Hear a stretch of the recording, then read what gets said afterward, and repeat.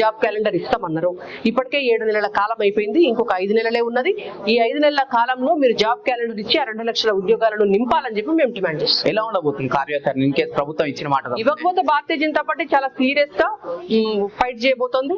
ఇవాళ కాంగ్రెస్ పార్టీని గద్దె దించేదాకా కూడా మేము విద్యార్థులతో కలిసి పోరాటం చేస్తున్నాం. అంటే నిజంగానే పదే కాంగ్రెస్ పార్టీ చెప్పుకుంటూ వస్తుంది, మా కాంగ్రెస్ పార్టీని కూల్చే ప్రయత్నం చేస్తే మేము ఊరుకోమనే మాటలు వాళ్ళు చెప్తున్నారు. అదే విధంగా మీరు కూల్స్తామని కూలుస్తామని చెప్పట్లేదు, కూల్చాల్సిన అవసరం మాకు లేదు. వాళ్ళకు ప్రజా తీర్పు ప్రకారం వాళ్ళకు ప్రజలు అధికారం ఇచ్చినారు. ఆ అధికారాన్ని ప్రజా సంక్షేమం కోసం వాడమని చెప్తున్నాం. లేని పక్షంలో వచ్చేటువంటి ఎన్నికల్లో ప్రజలే వాళ్ళని ఓడగొడతారు.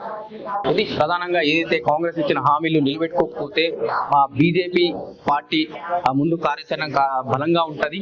అయితే మా సపోర్ట్ ఇప్పుడు విద్యార్థులకు ఉంటాయని చెప్పేసి బీజేపీ రాష్ట్ర అధికార ప్రతినిధి రాణి రుద్రమదేవి గారు చెప్పడం జరుగుతుంది.